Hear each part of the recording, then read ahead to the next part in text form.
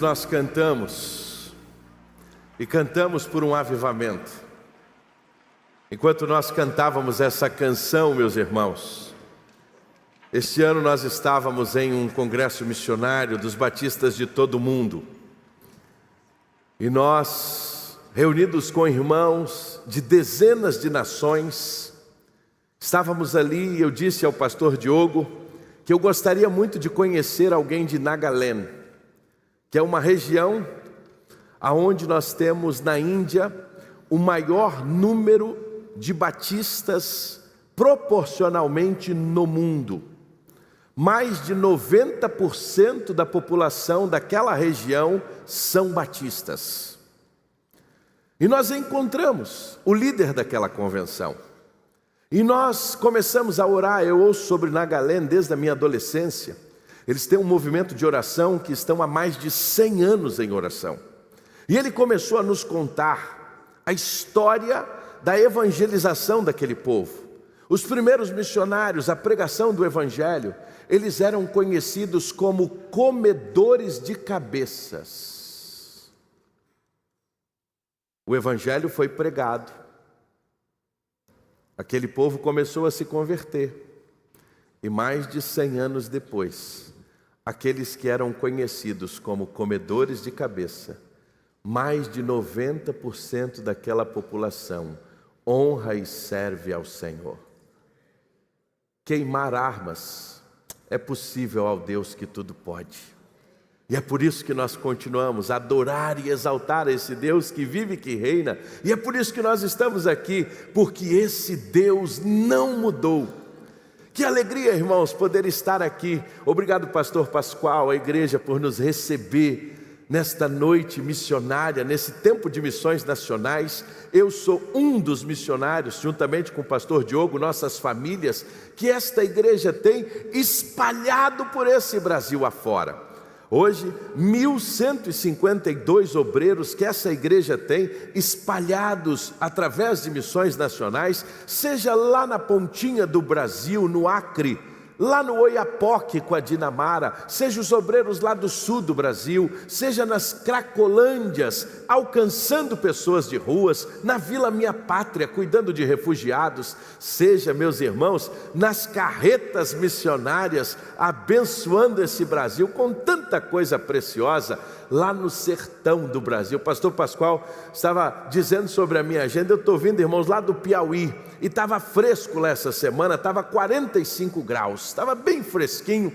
Pense numa região abençoadora, e o evangelho está chegando ali. Eu estava em Oeiras, ali na região do semiárido brasileiro, e o evangelho tem alcançado pessoas, vidas estão sendo transformadas, porque aonde o evangelho chega, Jesus transforma. Eu digo isso, irmãos, porque eu não venho de uma família cristã. Meus pais não eram crentes. Nós fomos do interior de Minas Gerais para o Distrito Federal, morar numa cidadezinha chamada Braslândia. E quando nós chegamos lá, uma dificuldade grande, uma mãe com os filhos, e aqueles momentos desafiadores de mudança de vida. E ali nós chegamos, morávamos num barraquinho de madeira, pastor Pascoal, e mês de agosto em Brasília venta muito. E quem já morou em barraco de madeira onde venta, sabe do que eu estou dizendo. E o vento vinha, e entrava, e aquele frio. E aquela senhora viu que a gente estava passando um momento difícil, e ela resolveu atravessar a rua. E aí quando ela atravessou a rua, ela chegou lá em casa, fez amizade com a mamãe. Ninguém conhecia o evangelho na nossa família, e ela começou a cuidar de nós. Ela levou uma blusa de frio, levou uma cobertinha melhor, e ela viu que a coisa estava difícil. Ela sempre no final do dia, ela passava lá em casa e levava uma sacolinha. Às vezes era pão, às vezes era sobre de frango, carcaça de frango. Pensa num negócio gostoso, é na luta você comer uma carcaça de frango fritinha. É, meu irmão, no dia difícil, quando alguém cuida da gente, como isso é precioso. E um dia aquela senhora disse para a mamãe assim: posso levar o seu filho comigo para a igreja? Não tinha como ela dizer não. Aí eu comecei a uma igreja como essa, com 9 anos de idade, mas aos 13, quando a morte me perturbava, eu ouvi uma mensagem no Evangelho de João, capítulo 5, versículo 24, que diz: em verdade vos digo, que aquele que crê e ouve a minha palavra e crê naquele que me enviou, tem a vida eterna. Não entra em juízo, mas passou da morte para a vida. Naquela manhã, quando meu pastor fez o apelo, eu estava lá atrás. Eu levantei e vim à frente. E naquela manhã, eu conheci a paz que o mundo não pode dar. Naquela manhã eu conhecia Jesus Cristo como Senhor e Salvador da minha vida. Naquela manhã eu nasci de novo. Naquela manhã eu conheci algo que eu nunca tinha visto. E a partir dali, eu encontrei a vida eterna em Cristo Jesus. E como vale a pena, irmãos, servir a Jesus. E que alegria estar aqui com o povo de Deus, como missionário dos irmãos, em mais uma igreja batista que ama esta obra, que investe nesta obra, que investe enviando missionários, orando, sustentando, segurando as cordas. Pastor Fernando esteve aqui pela manhã. Imagina uma festa grande que não foi aqui hoje pela manhã. E eu quero nesta noite partilhar um pouquinho com você sobre o futuro, para onde nós estamos indo. Esse ano a nossa campanha de missões nacionais foi fruto de uma reflexão grande que nós estamos fazendo, e nós então temos pensado em minha pátria para Cristo. Vamos repetir juntos, meus irmãos, esta bela expressão que é a nossa oração pela pátria. Vamos juntos? Minha pátria. Essa expressão é a nossa oração. É esta expressão que nós usamos, nós cantamos ao longo de toda a nossa história. E este ano, então, quando nós começamos a refletir, lá na junta, irmãos, de tempos em tempos, nós paramos para refletir e perguntamos ao Senhor: Senhor, para onde o Senhor quer nos levar agora? Nós estávamos vindo neste momento e começamos a perguntar ao Senhor: Senhor, para onde o Senhor quer nos levar? E aí pastor Diogo fez um trabalho precioso. Nós começamos a pesquisar os nossos pioneiros, a razão de ser, o que eles pensavam. E aí em todos esses momentos de busca, nós começamos a entender a nossa razão de ser e aquilo que o Senhor estava falando ao nosso coração. Mas é interessante que, lendo, num determinado momento nós chegamos numa expressão do L.M. Bratcher, que ele usou em 1952. Em 1952, ele já estava à frente da junta há vários anos. Ele começou em 1936 e em 52 ele expressa ao povo batista brasileiro uma convocação que ainda tinha muita terra para ser conquistada. Isso começou a ecoar no nosso coração. Isso começou a mexer conosco, porque nós começamos a olhar vários dados, pastor Pascoal. Começamos a investir mais em pesquisa. Começamos a cruzar os dados que nós tínhamos da nossa denominação, os dados que nós tínhamos do percentuais de evangélicos do Brasil. E aí nós começamos a ver que muita coisa preciosa, nós como os batistas brasileiros, nestes mais de 140 anos, Deus nos deu a graça de viver. O Evangelho sendo pregado, muitas coisas e histórias preciosas na nossa nação. Mas quando a gente começou a enxergar o momento em que nós estamos, o sentimento no nosso coração foi o mesmo sentimento do L.M. Bratcher.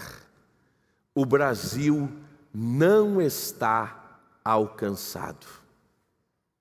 Nós evangelizamos, nós temos propagado, nós temos proclamado o Evangelho na nossa nação, e não somente nós os batistas, outras denominações sérias, mas no entanto ainda há muita terra para ser conquistada. E nessa noite no meu coração, o Senhor colocou compartilhar para você e com você, meus irmãos, com você, minha irmã, um pouquinho desse norte, um pouquinho desses desafios, um pouquinho destas oportunidades. Vamos falar do muito que os irmãos têm feito através da obra missionária, mas quero partilhar também com os irmãos os muitos desafios que temos pela frente. Deus falou ao nosso coração de maneira clara, e quando a gente parou para se perguntar para onde nós devemos ir, 4 grandes eixos Deus, o Senhor, começou a ministrar ao nosso coração. O primeiro deles, ocupar os vazios que nós ainda não chegamos. São 4 grandes eixos. Para onde nós devemos ir? E aí nós começamos a olhar para 2033. Em 2033 nós vamos fazer 2000 anos da morte expiatória de Jesus. E quando nós olhamos para essa data, nós podemos dizer: a pátria está alcançada? Ainda não. E aí nós começamos a ver algumas lacunas preciosas que nós precisamos, como batistas brasileiros, levar todos os nossos esforços, juntarmos ainda mais para que nós possamos ver a transformação e o preenchimento dessas lacunas. Quais são esses desafios? Primeiro deles, ocupar os vazios batistas, aonde nós não chegamos, e daqui a pouco eu quero lhe apresentar alguns desafios e oportunidades, porque quem sabe nesta noite aqui não tem uma família missionária que pode ser a resposta para um desses desafios. Nós também temos falado muito sobre revitalização de igrejas, que é um outro grande desafio que nós temos. Transformação de realidades, regiões inteiras, realidades que precisam urgentemente da presença do Evangelho, da igreja, porque onde o Evangelho chega, há transformação. E os povos não alcançados dentro da nossa nação. Há, meus irmãos, entre nós, inúmeros povos que precisam ser alcançados. E é sobre isso que a gente quer meditar um pouco, mas eu queria que você pudesse abrir a sua Bíblia antes disso, em Josué capítulo 13. Porque quando Brecher lê esse texto e é impactado por ele, quando nós lemos esse texto, é bom nós recordarmos o contexto em que ele está. Porque o contexto que o Senhor fala com Josué, quando o Senhor vira e diz: ainda há muito que fazer, é interessante que, aos olhos humanos, a tarefa parecia estar acabada. Se você notar, a partir do capítulo 1 de Josué, nós temos o início, a tomada da terra. Nós vamos ter a experiência de Jericó, e aquele povo vem então tomando a terra. Imagine aquele povo, meus irmãos, gente que vivenciou milagres, gente que tinha na sua história a abertura de um mar, o maná, o cuidado de Deus, e agora aquele sonho transmitido de geração a geração está se tornando uma realidade. Chegamos na terra, alcançamos a terra, chegamos na terra prometida, e algo é muito interessante pensar: todas as vezes que nós lutamos por desafios muito grandes, quando nós os alcançamos, a nossa tendência em seguida é arrefecer. Parece que a luta foi tão grande, o desafio a ser vencido foi tão grande, que logo depois de alcançarmos aquele objetivo, a gente dá uma relaxada.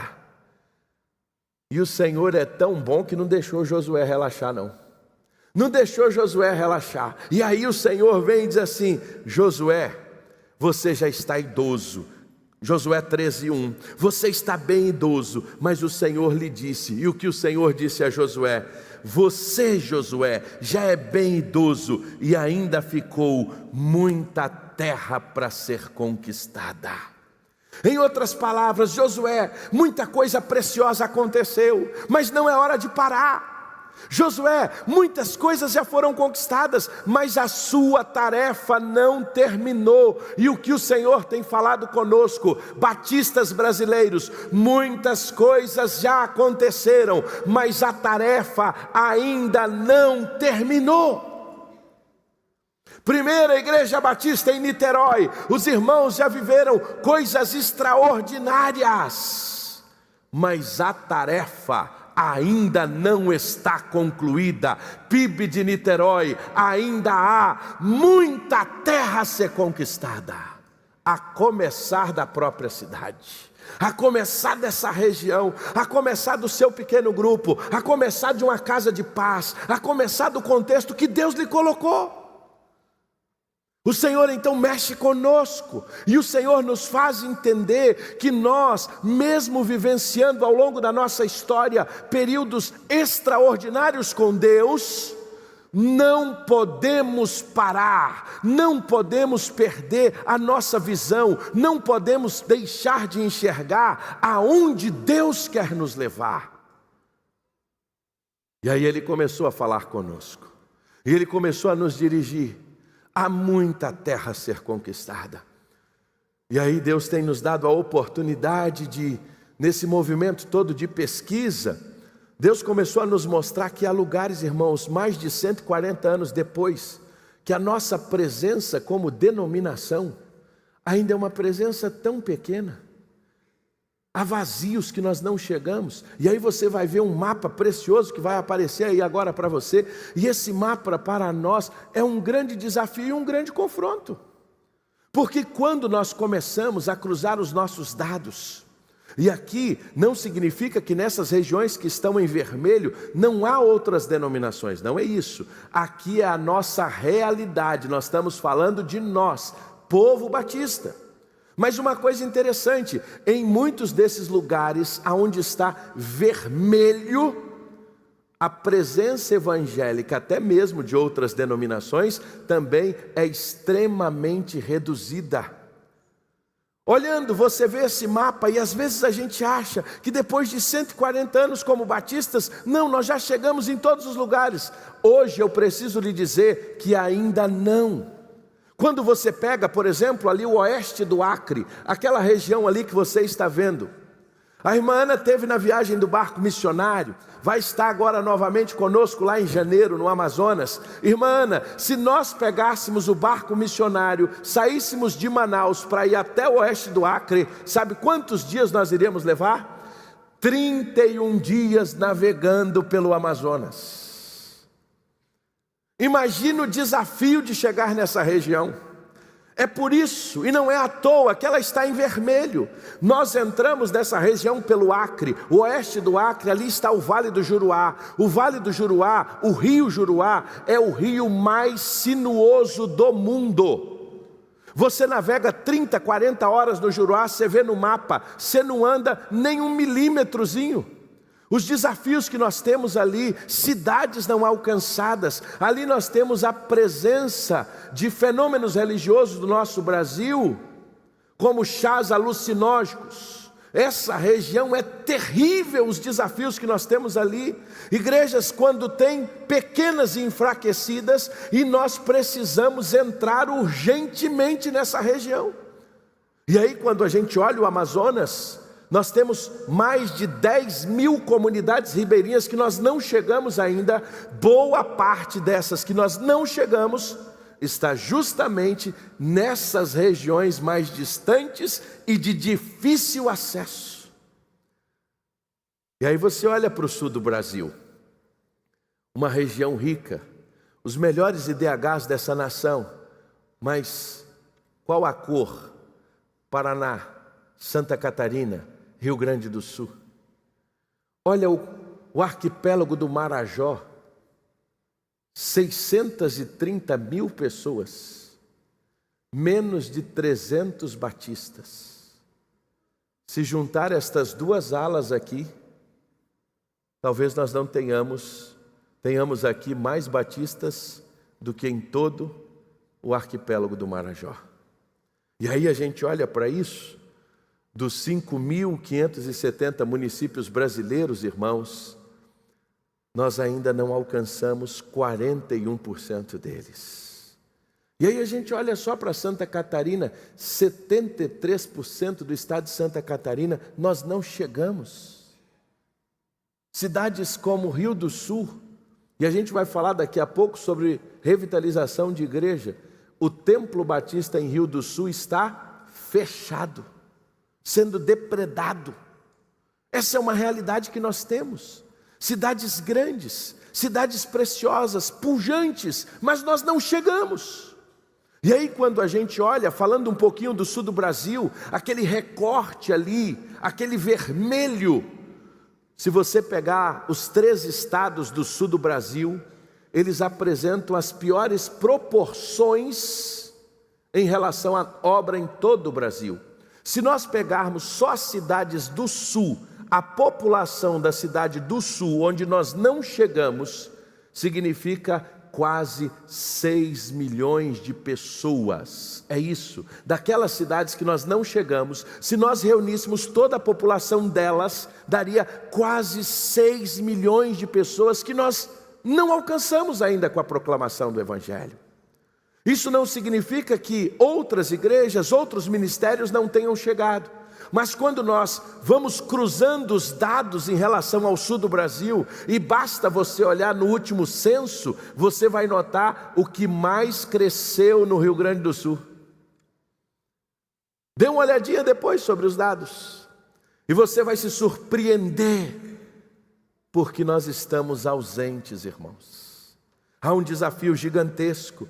E aí, quando você pega por regiões menores, você vai notar esse mapa extremamente vermelho. Você pega, por exemplo, como Lajeado, uma cidade lindíssima.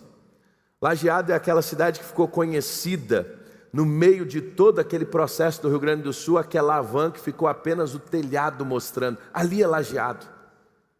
Hoje Lajeado, aquela região inteira, riquíssima, é onde nós temos a menor presença dentro do sul do Brasil. O Brasil está alcançado, irmãos?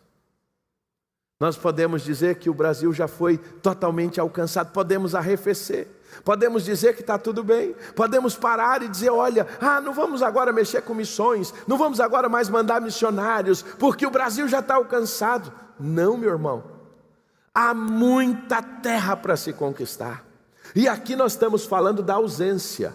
Só que tem um outro desafio, porque há lugares que no mapa nós temos a presença. Lá no mapa consta que há uma igreja. No entanto, quando você abre o mapa e procura essa igreja, muitas vezes ali nós temos um templo com 4, 5, 6 irmãos. A outra grande lacuna que nós temos hoje como batistas são igrejas que urgentemente precisam serem revitalizadas. 62% das nossas igrejas têm menos de 100 pessoas. E aí, isso é um dado muito desafiador. Não que número de membros fosse algo definidor, mas um número que diminui a cada ano mostra que as nossas igrejas estão perdendo a paixão e a visão missionária. Quando a perda da paixão e da visão missionária vai acontecendo ano a ano, o que vai acontecendo? Naturalmente as igrejas vão tendo decréscimo. O batistério está seco, irmãos. Isso é um desafio para a nossa geração. E do outro lado, 22% das igrejas com mais de 300 membros, elas não plantam mais igrejas. E aí nós temos esse contrassenso. De um lado, igrejas que estão diminuindo, e do outro, igrejas que estão perdendo a paixão por plantar novas igrejas. Quando a gente olha para a história de uma igreja como Niterói, é uma mãe de muitas filhas. Na nossa história como denominação, você chega nas igrejas que têm 50, 60, 70 anos, é uma mãe de muitas filhas. E se nós, no nosso modelo, que não é um modelo episcopal, é um modelo onde nós multiplicamos e temos autonomia, mas se nós hoje reuníssemos todos os membros das filhas da PIB de Niterói, que tamanho seria essa igreja? E isso é a nossa história. E por um bom tempo, as igrejas de 40, 50, 60 membros, elas se multiplicavam plantando outras igrejas. E aí você chegava numa igreja de 70, 80, 100 membros, mas ali ela dizia, olha, nós somos mãe daquela igreja, desta igreja, e se você juntasse toda aquela membresia, tinha 600, 700, 800, 1000 pessoas. Qual é o desafio da nossa geração? Estas mesmas igrejas não plantam mais igrejas. E não é só não plantar. Elas de alguma forma perderam a sua paixão pelo avanço na evangelização. E aí Nós temos visto vários desafios acerca disso. E aí quando a gente pega, por exemplo, para o sul, vamos pensar um pouquinho no sul, 50% das igrejas do sul, lá no contexto do sul do Brasil, menos de 80 membros. 30% delas têm menos de 50 pessoas. E 20% das igrejas com mais de 50 anos têm menos de 50 membros. É isso mesmo, uma igreja com 50 anos e ela não tem 50 membros. 2021 para cá, irmãos, eu tenho vivido uma realidade que eu não tinha vivido ainda em 24 anos no campo missionário. Por diversas vezes, eu recebi chaves de patrimônios, templos que um dia foram uma igreja, mas que agora estava somente o patrimônio. Um desses exemplos é na cidade de Barreiras, Igreja Batista da cidade. Uma igreja pujante, uma igreja que avançou, mas num determinado momento esta igreja, em 2020, ela ficou apenas o seu templo e os bancos. É uma foto muito desafiadora. Na próxima tela você vai ver esse momento tão difícil dessa igreja. Olha essa foto de cima. Tinha ficado apenas uma igreja, ali já teve um povo. Mas graças a Deus pela visão da PIB de Niterói, graças a Deus pela visão das igrejas batistas do Brasil, que lá foi um missionário, Gabriel e a Joyce. E aí eles começaram um trabalho com crianças, começou um viver, e daqui a pouco vai, busca as crianças, começa a evangelizar através das crianças, começa a ensinar uma arte, começa a ensinar música. Irmãos, de 2020 para cá, essa igreja agora aos domingos já reúne mais de 100 pessoas. E aí aquele clipe infantil lindo da campanha que você ouviu, sabe qual as crianças que gravaram esse clipe? São as crianças desta igreja, irmãos. Uma igreja que estava fechada, um templo que estava com as suas portas cerradas.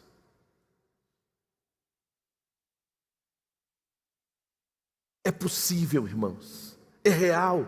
Nós estamos vendo muitas dessas comunidades sendo transformadas.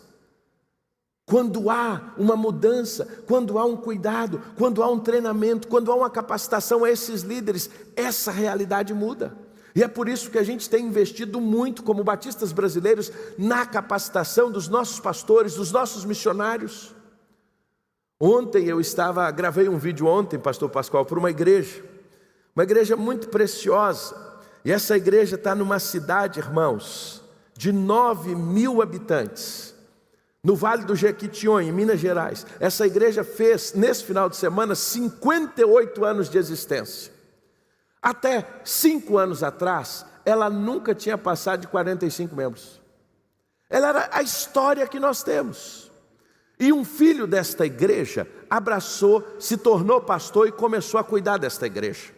E num determinado momento, o Ronaldo entendeu que ele precisava mudar aquela realidade. E ele se colocou à disposição das mãos do Senhor, entrou nesse programa de treinamento que o irmão tem investido, para que pastores possam ser beneficiados com isso, lá nos rincões do Brasil, porque o maior desafio, irmãos, de um pastor que está lá no interior, muitas vezes é não poder participar das capacitações que nós temos aqui. E como missões nacionais, os irmãos têm permitido o que eu estava fazendo lá em Oeiras, no interior do Piauí, com pastores. O que eu estava no Maranhão? Lidando com pastores. E um dia alguém chegou e investiu na vida do Ronaldo, capacitou o Ronaldo. Irmãos, 4 anos depois, só nos grupos pequenos, nas casas de paz, 250 pessoas durante a semana, irmãos. Batismos de 30, 40, vendo aquela igreja reviveu, meus irmãos. E ela está avançando, então isso é possível. O que nós não podemos é deixar, precisamos investir ainda mais, para que mais e mais igrejas nessa realidade sejam revitalizadas. E aí, esse é um desafio que nós temos e que nós temos visto resposta. Pastor Diogo está ainda agora nos próximos dias a Rio Novo, Rio do Sul, uma cidade linda, irmãos. Você olha aquele templo batista fechado ali, o nosso coração, irmãos, mas em nome de Jesus, irmãos, breve nós vamos dizer aos irmãos, Rio do Sul, o trabalho batista estará aberto novamente em nome de Jesus. Nós não vamos permitir, meus irmãos, que as nossas igrejas passem por essa situação. Tem um videozinho aí da Emily Rebeca, eu não sei se é possível a gente tocar esse vídeo. Essa menina é muito preciosa. A próxima, olha para o rostinho dessa criança, irmãos. Essa criança faz parte da Igreja Batista Memorial do Oiapoque. Pensa num lugar distante, irmãos. Oiapoque. Lá na pontinha do Brasil. Só que a igreja da Emily Rebeca fechou, irmãos. O trabalho batista estava fechado. Eu acho que dá para a gente passar, na próxima tela vai ter o vídeo dela. E eu queria que você ouvisse a história dessa menina. Porque ela começou a orar para que Jesus mudasse essa realidade.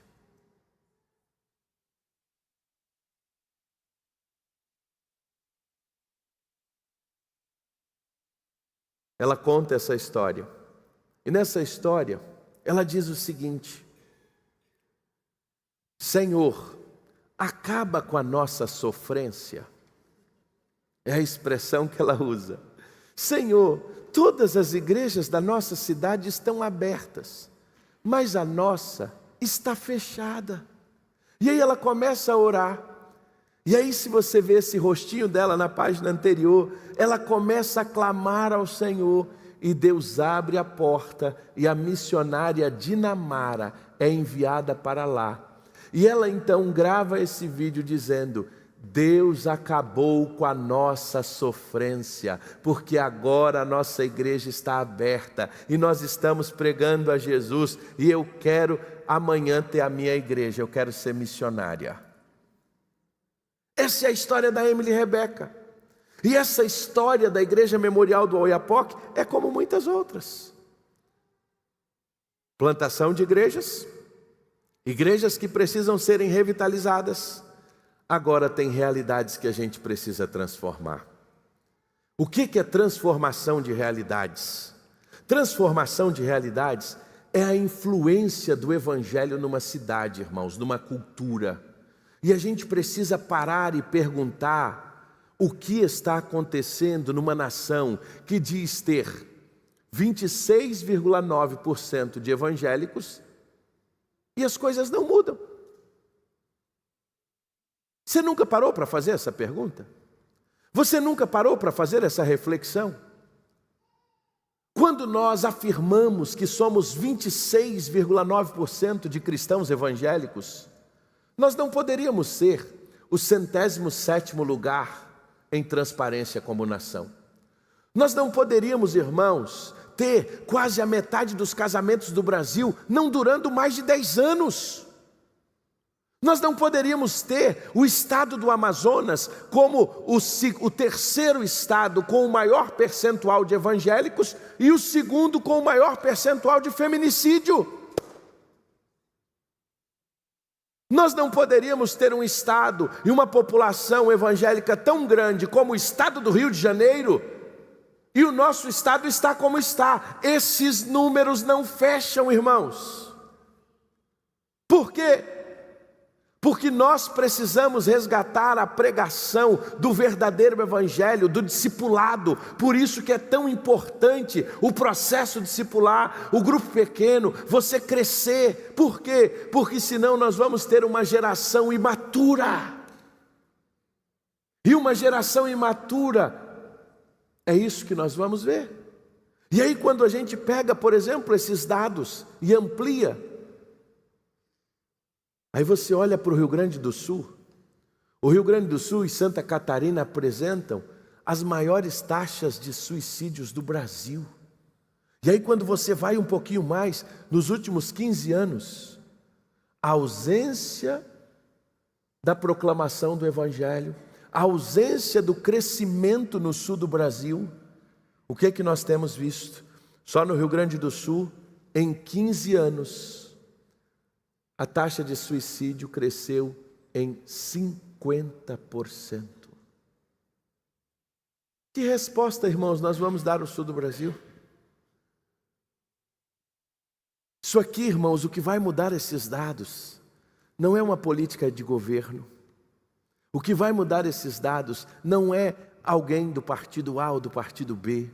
O que vai mudar essa realidade, irmãos, é a pregação do Evangelho da graça de Deus, porque uma casa aonde o Evangelho chega, esta pessoa é transformada pelo poder de Deus. O problema do Brasil é pecado, e pecado, irmãos, só o Evangelho, só Jesus, nascer de novo, caráter, só Ele muda. E esse é o nosso desafio. Entender que a igreja, irmãos, nós como igreja temos a resposta para essa nação. Nós como igreja temos a resposta para o Marajó, irmãos. O Senhor tem nos incomodado de maneira muito especial com o Marajó. E eu quero desafiar você, de 2 a 16 de julho do ano que vem, marcar suas férias para passar 15 dias lá no Marajó conosco. 17 cidades, irmãos. 6 delas sem presença batista, vários lugares aonde nós chegamos, igrejas com 3, 4 pessoas, menos de 300 batistas no arquipélago do Marajó. Quais as notícias que a gente ouve sobre o Marajó? O que nós ouvimos todos os dias sobre o Marajó? Minisséries sobre o Marajó, séries sobre o Marajó, reportagens sobre o Marajó. Os piores índices do Brasil, IDH baixíssimo. E aí quando a gente pensa acerca das crianças marajoaras, eu desafio a você, faz uma pesquisa essa semana e veja o que está acontecendo lá no Marajó. Uma das cenas mais duras, irmãos, dentre aquelas que a gente tem visto, nós entramos no Marajó junto com a Convenção Batista Paraense. Irmãos, o Marajó vai ser transformado pelo poder do Evangelho, irmãos. Eu creio nisso. Janeiro agora, pastor Pascoal, 4 famílias missionárias novas já estão indo para o Marajó. Famílias que são treinadas lá no Amazonas, meninos que estão há 10, 8, 15 anos ali naquela região, meninos que sabem navegar bem, meninos que conseguem pegar um barco e ir para qualquer lugar, porque não tem estrada. Os desafios do Marajó são gigantescos. E aí nós estamos levando agora já 4 famílias, porque, irmãos, até 2033 nós queremos chegar a todas as cidades. E não é só chegar com a presença, é chegar com a transformação. Irmãos, se a gente pudesse contar o que a gente vê ali. Se a gente pudesse contar assim de tudo aquilo que a gente enxerga. Mas é muito duro, você vir numa embarcação maior e vem uma criança com 7, 8 anos numa rabetinha, e muitas vezes num bote a remo, e se aproxima da embarcação maior com muita dificuldade, e olha para você esperando que você jogue pelo menos um saquinho com comida, um saquinho com roupa, um saquinho que seja uma resposta para um desespero. E aí eu ouço um pai dizer o seguinte, em choro, em lágrima, e um grito, e ele diz, naquela fala doída daquele coração, eu tenho filha, minha menina tem 19 anos, aquele pai vira e diz assim, a minha alegria é não ter trocado a minha filha por um galão de combustível. Cadê a igreja, irmãos? Aonde nós estamos, irmãos? Talvez o nosso maior desafio, irmãos, é que quando a gente vê aquela expressão de Pedro, Tiago e João, que eles sobem ao monte, Jesus se transfigura, e ali está maravilhoso, e aí aparece Moisés, aparece Elias, Pedro tem uma brilhante ideia, qual é? Vamos fazer 3 barracas aqui. De alguma forma, se a gente não tomar cuidado, o monte é muito bom, a convivência é maravilhosa, mas nós não podemos apenas fazer 3 barracas aqui. Jesus vira para eles e diz o quê? Vamos descer, porque lá embaixo tinha o quê? Um pai com um menino endemoniado com espírito mudo, que enquanto os discípulos discutiam entre eles com os fariseus, o menino estava sofrendo. Talvez nós temos um desafio como igreja de olhar tudo isso, e aí nós podemos tomar uma resposta. Continuar no monte da contemplação é maravilhoso e é necessário. ou nós vamos descer para o vale, ou nós vamos encarar o Marajó? Que resposta, irmãos, nós vamos dar a essas crianças? Que resposta nós vamos dar no Vale do Jequitinhonha? Que resposta, irmãos, nós vamos dar às cidades inteiras? Por exemplo, como o Vale do Amanhecer em Brasília, que pouca gente entra. E muita gente tem medo até de passar na porta. Mas ali há vidas, ali há pessoas. Ali, irmãos, eu tenho entrado no Vale, trabalhado no Vale desde 2012, quando nós começamos a plantação do nosso trabalho ali. Irmãos, o Vale tem um grito de desespero lá. Graças a Deus o pastor Kleber está lá. Nós plantamos a igreja. E aquele trabalho que no início parecia uma loucura. E eu louvo a Deus porque o pastor Pascoal fez um investimento grandioso, mandou o circo para lá. Não sei se os irmãos lembram disso. Juntamente com o pastor Antônio, nós montamos o circo no meio do vale. E o povo vinha para o circo. E ali o povo começou a se converter. E ali nós começamos a ver as vidas sendo impactadas. Com a cadeira de dentista, com um circo no meio do vale. Pastor, muito obrigado. O senhor não imagina o quanto foi importante. E ali nós vimos aquela comunidade ser impactada. Mas hoje já são mais de 500 lugares no Brasil, muito parecido com aquele. Transformação de uma comunidade, irmãos. Nós temos sonhado comprar um novo barco missionário para o Marajó. Mas mais do que comprar um barco, nós queremos ganhar o Marajó para Jesus. Mas uma das maneiras vai ser instrumentalizada através desse barco. Mana já esteve lá no barco. Eu quero desafiar os irmãos a nós termos aí. Tem mais irmãos aqui que já foi no barco missionário, já trabalhou no barco missionário. Nós vamos sonhar, irmã Ana, pastor Pascoal, com a viagem aqui da PIB de Niterói, todinha, 30 irmãos aqui da igreja lá no barco missionário. Só tem um perigo, se você for, vai querer ficar na Amazônia. Irmãos, porque o clamor, a necessidade, a gente se sente tão pequeno, irmãos. Sente tão pequeno, eu nunca vou me esquecer.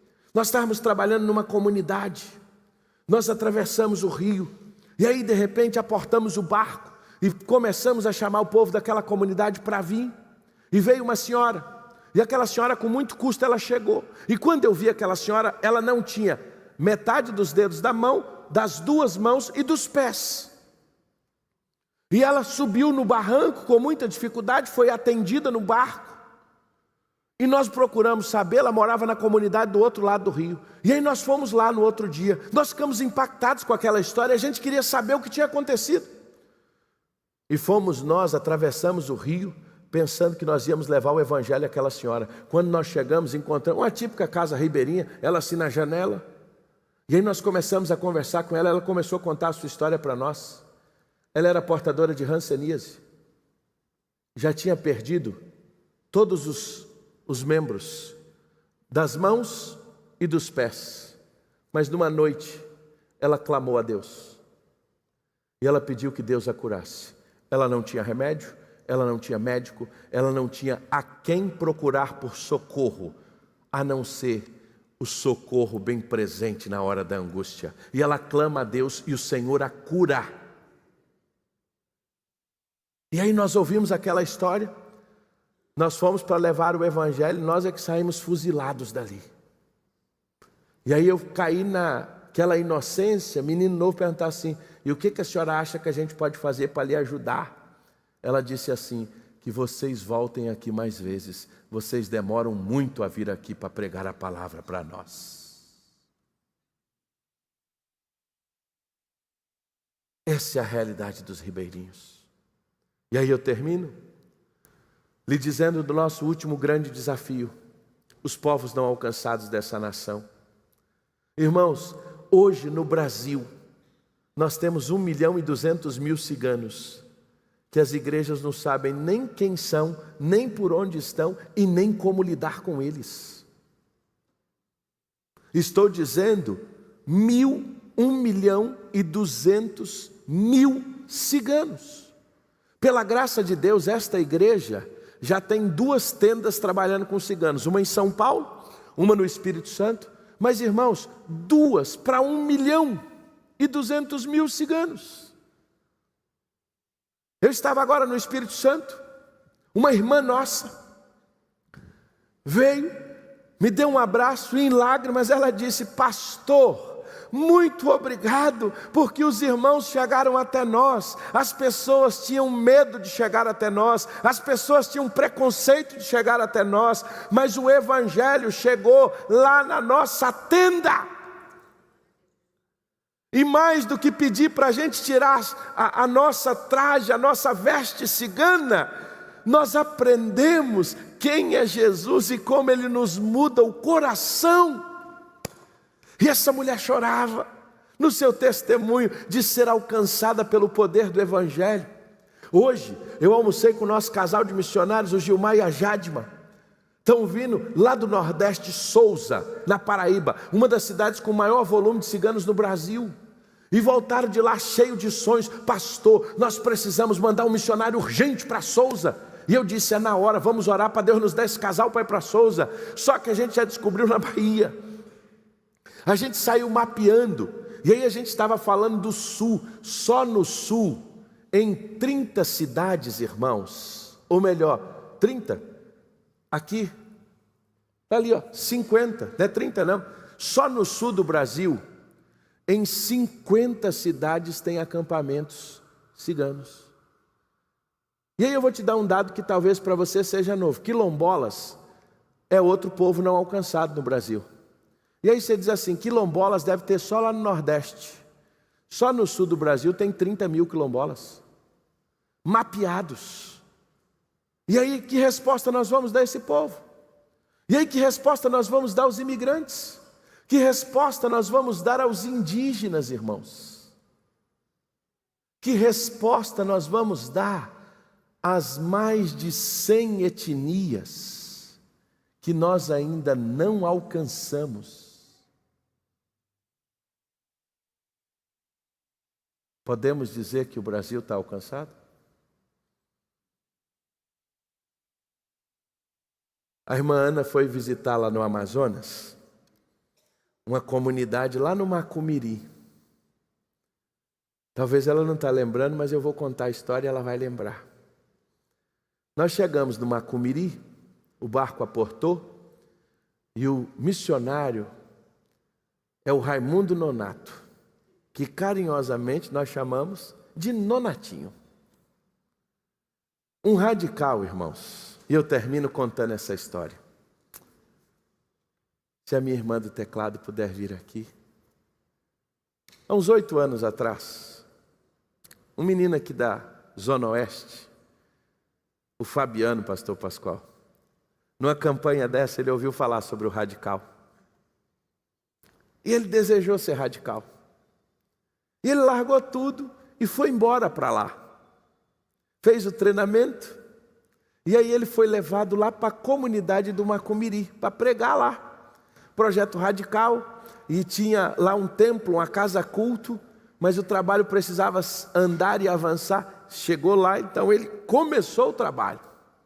E como é que o radical trabalha? Se o ribeirinho vai plantar mandioca, ele vai junto com o ribeirinho, macaxeira. Se ele vai moer a macaxeira, ralar a macaxeira para fazer farinha, porque normalmente a comida numa comunidade ribeirinha tem muita relação com a pesca e com a farinha, ele vai ralar a farinha, ele vai para a casa de farinha. E ele começa a andar com as pessoas. O barco missionário vem, aporta naquela comunidade, dentistas, profissionais de saúde, faz um atendimento e o radical fica ali. E a gente vai nesse ciclo, vai e volta, porque é missão de longo prazo. Qual é o desejo? Plantar uma igreja e ter um obreiro daquela comunidade que seja treinado e se torne o pastor daquela igreja. Aí a gente pode dizer que a obra foi estabelecida. E aí nos meninos ali da comunidade, tinha um rapaz assim, 18 para 19 anos, que começou a ver aquele radical e ficou impactado com ele. Porque alguém de fora veio aqui para a comunidade tinha umas 300 pessoas. E aí ele ficou tão impactado que ele se aproximou do Fabiano. O Fabiano pregou o evangelho, o Nonatinho se converteu. E aí o Nonatinho se converteu, só que logo o Fabiano viu que o Nonatinho tinha um problema auditivo. Não ouvia direito. Missionário, irmãos, é uma bênção. juntaram entre os radicais, um deu 50, outro deu 30, daqui a pouco tinha 13 mil reais, compraram um aparelho auditivo para o Nonato, deram o aparelho auditivo para o Nonato. Nonato passou a ouvir melhor, e aí ele ouviu falar do acampamento, do projeto radical, e ele disse assim: eu quero ir, eu quero ser radical. Nonato foi para o radical, passou 2 anos no radical, que é a primeira porta de entrada, para entender se é vocacionado, compreender mesmo. É um projeto extraordinário. E ali então ele entendeu: eu compreendi que Deus me chamou. E aí ele se tornou um missionário em formação. O que era um missionário em formação? O que é um missionário em formação? É um obreiro que, enquanto ele está fazendo teologia à distância, ele está numa comunidade plantando uma igreja. Ele aprende a teologia à distância, ele estuda, ele é formado à distância, mas ele também está praticando o que ele está aprendendo. Irmãos, Ana, foi final de maio ou junho que a irmã esteve lá? Junho. A irmã Ana presenciou, mês de junho, irmãos, essa foto do meio aí. Foi o concílio do pastor Raimundo Nonato. Irmãos, ele foi conciliado, aprovado com louvor. E aquele menino de uma comunidade ribeirinha, agora é um pastor batista. E eu digo que ele é pastor de uma das maiores igrejas batistas do Brasil, porque ele está chegando a 40 pessoas lá na comunidade dele, ele me disse agora recente, e a comunidade dele tem 300 pessoas, então ele tem 12% da membresia, 12% da cidade. Qual pastor tem 12% da cidade na sua igreja? É ou não é o Nonato pastor de uma das maiores igrejas batistas do Brasil? Irmãos, essa comunidade está sendo transformada. Sabe por quê? Porque esta igreja um dia decidiu enviar um missionário para lá. Essa igreja aqui decidiu um dia que ia se envolver nessa obra.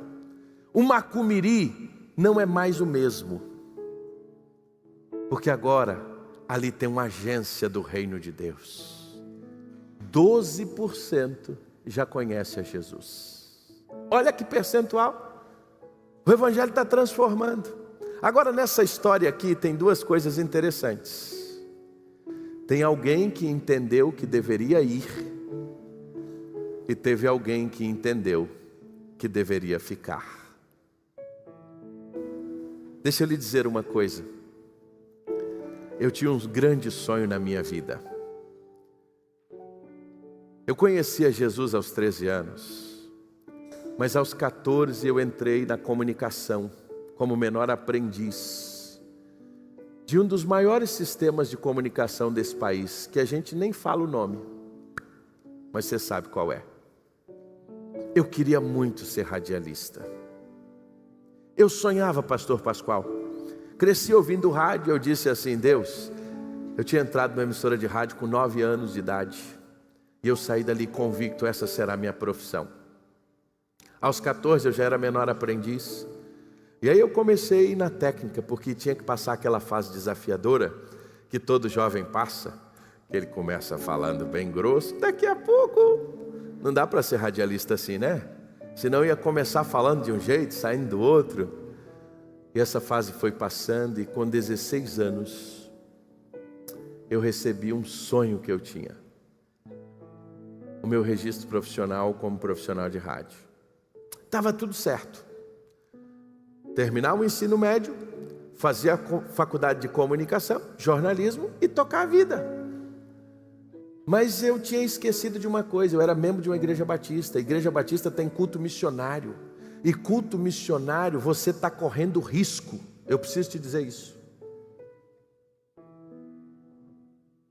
E muito risco. Nessa noite aqui você está correndo um risco gigante. Como eu estava naquela manhã. E aí o pastor Ezequias, esposo da irmã Maria Helena, que todo mundo conhece aqui no Rio, começou a pregar. E ele contou as experiências no sertão do Brasil, até que ele contou de uma igreja que ele estava plantando na Barra dos Coqueiros, que ele evangelizou um homem que era dono do bar, e ele se converteu e o bar se transformou em igreja. Quando ele fez o apelo, irmãos, naquele dia parecia que só tinha 2 pessoas naquela igreja, eu e o pastor Ezequias. Minha vontade era sair correndo. E naquela manhã o Senhor disse para mim: você viu que eu posso fazer todos os teus sonhos? Eu te levei a lugares que você nem imaginava. Mas agora eu quero que você venha trabalhar para mim. Eu quero que você me entregue os teus sonhos para viver os meus sonhos. Eu fui lá na frente. E aí, eu fui para o seminário. E aí, essa história já tem mais de 25 anos que nós estamos no campo missionário plantando e revitalizando igrejas. Eu queria te convidar a ficar de pé. Talvez nessa noite você entrou aqui nesse culto. Talvez você chegou aqui hoje e você diz assim: eu vou lá mais uma vez, eu vou cultuar ao Senhor. Eu vou lá mais uma vez, porque hoje é meu dia de adorar ao Senhor. Eu preciso lhe dizer uma coisa: hoje pode ser mais do que um dia de adoração. Hoje pode ser um dia de decisão na sua vida. Sabe por quê? Ainda tem 10.000 comunidades esperando alguém que esteja disposto a dizer: eu estou aqui, Senhor. Ainda há centenas de comunidades no sertão do Brasil dizendo: quem virá nos anunciar o Evangelho? Quem vai estar disposto a abrir a 3ª tenda cigana, a 4ª tenda cigana? Quem está disposto a ir para Santa Catarina e dizer: Deus, eu estou abrindo mão dos meus sonhos para que o Senhor cumpra a tua vontade?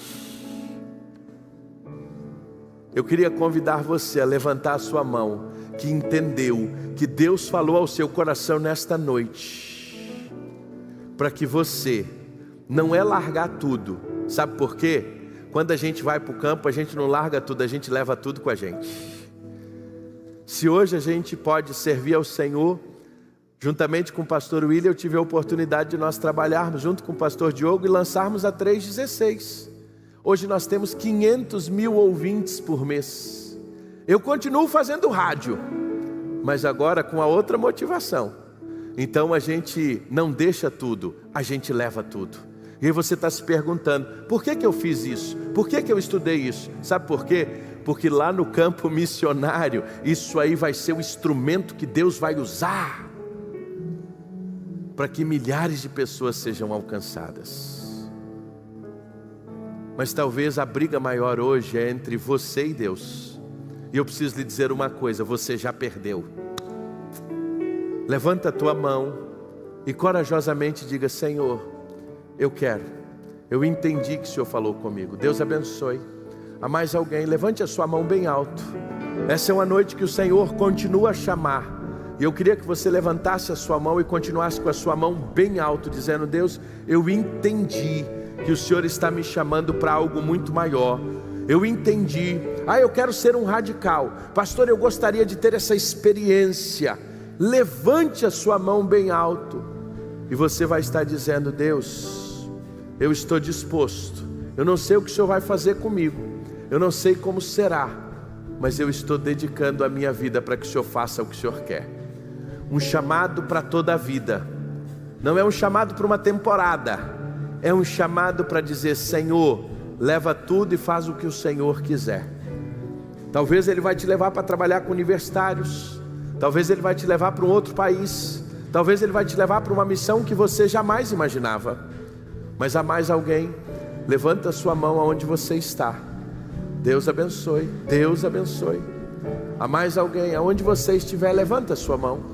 E eu queria que você que levantou-se a sua mão, saia do seu lugar e venha aqui à frente. Pastor Diogo vai estar aqui, vai orar com você. Eu queria que você corajosamente saísse do seu lugar, sem medo, e dissesse: Deus, eu não sei o que o Senhor vai fazer, eu não sei o que vai acontecer, mas eu estou aqui hoje dizendo: Pai, eu estou aqui, faça o que o Senhor quiser. Eu entendi que há 2 chamados: aqueles que foram chamados para ir, mas aqueles que foram chamados para enviar. E eu entendi isso conversando com um grande produtor de soja. Ele disse assim: pastor, o meu sonho era ir para o campo.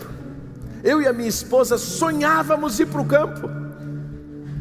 Mas Jesus um dia nos disse: vocês vão plantar para mim. Sabe o que esse casal entendeu? Que o papel deles não era ir, mas o papel deles era enviar, orando e sustentando a obra.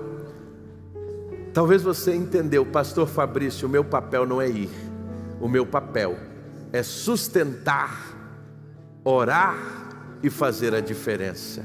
Sabe aquele recurso que Deus colocou na tua mão? É para que o reino seja expandido. Sabe aquela profissão que Ele te deu? É para que o reino seja expandido. Sabe aquelas coisas que o Senhor está colocando dentro dos teus dedos, da tua história? É para que o Evangelho chegue aonde ele ainda não chegou. E aí eu te pergunto, você que foi chamado para ficar, eu queria te desafiar hoje a fazer dessa campanha missionária, desse domingo missionário, uma postura diferente. Abrir uma casa de paz, a se envolver mais, a ter uma postura diferente diante de tudo isso, a fazer uma oferta inimaginável. Tem uma senhora na nossa igreja, nós estamos no meio da construção e a gente fez o maior alvo missionário de todos os tempos da nossa igreja. E ela disse assim: Deus, eu vou consagrar ao Senhor as minhas galinhas e eu vou vender ovos todos os domingos para a oferta missionária. Irmãos, incrível, ela nunca tinha conseguido ter mais de 20 dúzias. No último mês ela teve 54 dúzias com as mesmas galinhas. Acredite se você quiser. E o alvo missionário vai ser alcançado, porque Deus usa o que está nas nossas mãos. Coloca o que está nas tuas mãos diante do Senhor. Não vou te convidar à frente, apenas diga: Senhor, faz o que o Senhor quer, com os bens, com os talentos que o Senhor me deu. Pai, nessa noite nós queremos te agradecer pela história desta igreja, igreja missionária. Pai, muito obrigado pela visão do pastor Pascoal, que ao longo de toda a sua história, Deus, tem nos ensinado o amor desta obra. Obrigado a Deus pela primeira de Niterói, que ao longo de todos os seus anos é uma mãe de muitas filhas, de muitas igrejas plantadas por ela. Envia missionários, tem participado ativamente da tua obra. Mas nós te agradecemos, Pai, porque neste dia muitos vocacionados pela manhã, agora pela noite. E isso é, Deus, o maior valor de uma campanha missionária. São jovens, homens, mulheres de todas as adultos que estão dizendo: eis-me aqui, Senhor. Toma cada um deles nas tuas mãos. Obrigado por essa noite, e que o Senhor continue a abençoar cada um dos teus servos que querem fazer mais para o Senhor, que querem fazer uma oferta maior, que querem orar mais, que querem, ó Deus, consagrar o Senhor, a sua casa, o seu sofá, para que ali seja um lugar de salvação de vidas. Continue a abençoar essa igreja, e que nós possamos prosseguir, ó Deus, porque ainda há muita terra a ser conquistada. Obrigado pela tua presença entre nós. É a nossa oração em nome de Jesus. Amém, Senhor.